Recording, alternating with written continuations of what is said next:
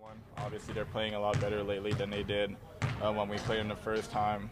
They've added a few things offensively and defensively that we got to pay attention to. So we're really looking forward to it. Got to take this show on the road now. What's the biggest difference between playing at home and making these road trips for you guys down the stretch?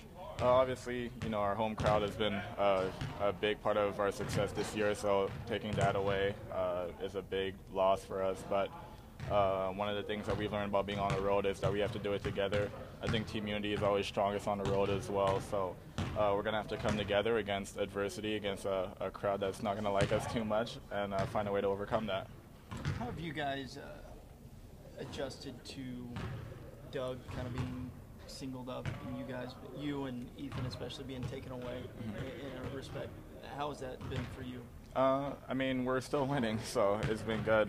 We understand that teams are going to try different things. Obviously, if we have success doing it one way the first time we play them, the second time they're going to find adjustments. So I think on Sunday's game, a big adjustment was to make sure that Ethan and myself didn't get any looks, but that freed up Doug for him to go crazy there. And it freed up some of our other guys. Isaiah did a really good job of finding spots and making plays. So I think we're a deep enough team that if guys are taken away, other guys are able to step up. There's only so much that you can cover. So we'll see what the plan is for tomorrow night, how they're going to defend us early in the game, and we're going to make some adjustments from there. After watch this, how much have they changed since that first time you guys played? They have. I mean, they're playing better.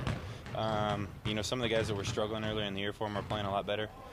So that's helped them out a lot, and it's still Marquette, physical, tenacious defense, and just a really tough team that's going to keep coming at you. So that hasn't changed, but they got some guys playing really well.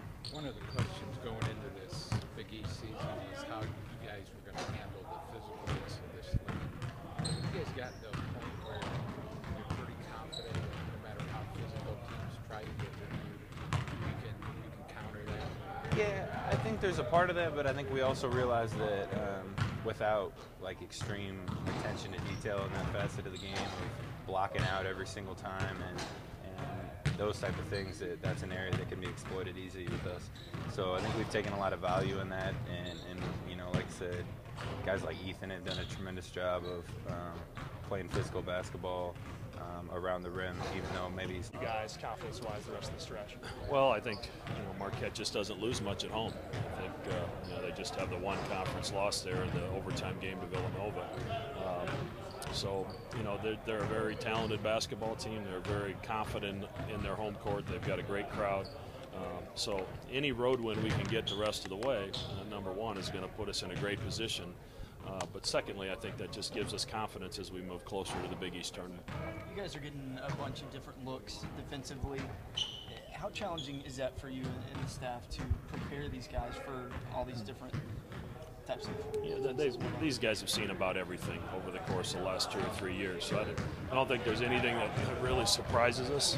We've seen the double teams. We've seen the physical play. We've seen some switching. And we've shown that we're capable of shooting three-point shots if that's what teams will give us, but we also can take it to the basket if teams choose to take away that three-point shot. So it's just a matter in the first 4 or 5 minutes of the game figuring out what's there and then trying to exploit it the best we can. Was there ever a Greg McDermott bobblehead night at Northern Iowa? There was not a Greg McDermott bobblehead night. And they never referred to me as Greg McBuckets either for some reason. I'm not sure why that is, but I don't know why that nickname wouldn't have stuck with me a while back. You scored 1,000 points. Yeah, but it took me a while to do it. Yeah, it took me 4 years to score what he'll score 3,000, and I barely got to 1,000. So he may get 1,000 this year. His coach gets him the ball more than my coach did. Let's just leave it at that. Grant was saying, he hasn't heard a whole lot of creative stuff other than the old man jokes on the road. Do you guys heckle him more in practice, or does he get more of that on the road? I guess which is worse for him? He probably gets most of it when he's in a car by himself with Ethan. I think that's probably when most of it takes place. Those two are a couple cartoon characters going back and forth at each other. So it's a good time. They're pretty funny guys.